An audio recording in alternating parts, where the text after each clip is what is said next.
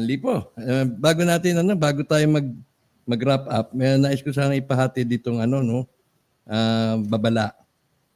Ito ay applicable sa mga OFW na pauwi, halimbawa pauwi. Pinapaalam ni dating sekretary ng DILG na si Rafi Alunan itong kanyang nasagap na impormasyon na balita no, na hindi naman niya na-verify pa kung ito'y totoo o hindi. Pero ito'y potentially true. At kapag ito'y naman naging totoo, mapanganib. At sana naman hindi nga totoo. Na nakarating sa kanya na may mga sindikato na namimigay o nagbebenta ng magagandang keychain holders sa public places. Halimbawa, airports, sa gasolinahan. Napakaganda raw ng mga keychain na yan. At pinapakita ng mga promoters, no? Siguro may mga promo girls ito. At para maingganyo yung mga kalalakihan na bilhin yung keychain na yan. Minsan, pinamimigay lang. Pinamimigay lang yung mga key holders na yan. Ang advice ni dating Secretary Alunan, huwag kayong bumili, huwag niyong bibilhin at huwag niyong tatanggapin yung mga key holders na yan kahit gaano man ito kaganda. Bakit? Kasi itong mga key holders na ito ay merong GPS. May tracking device na maaari ka nilang matuntun kahit saan ka man naroon. Kung nakaparado yung kotse mo, nasa bahay ka, nasa opisina ka.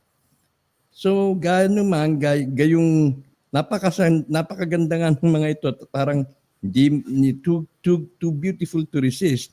Please, sabi niya, don't accept it because it might endanger your life. Tama rin naman. Ano ba itong mga keychain na to?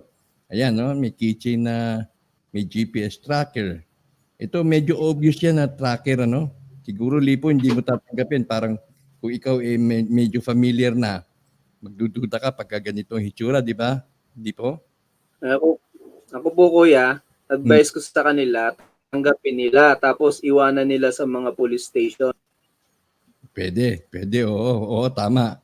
Para mahuli yung mga sindikato na yan. Pero pag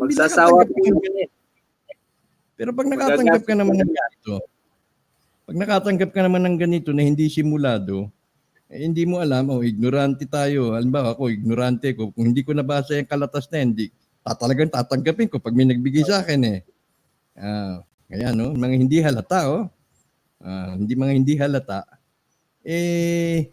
wag na raw yan mga ganyan, lalo na kapag hindi halata. Tayo mag-ingat po na wag po tayo basta-basta tumanggap dahil maaari pong gamitin yan ng mga sindikato ng kidnap for ransom, hold up, yung mga panunulis, tawag nilang dyan. Ano bang tawag yan? Papasukin yung bahay mo, etc.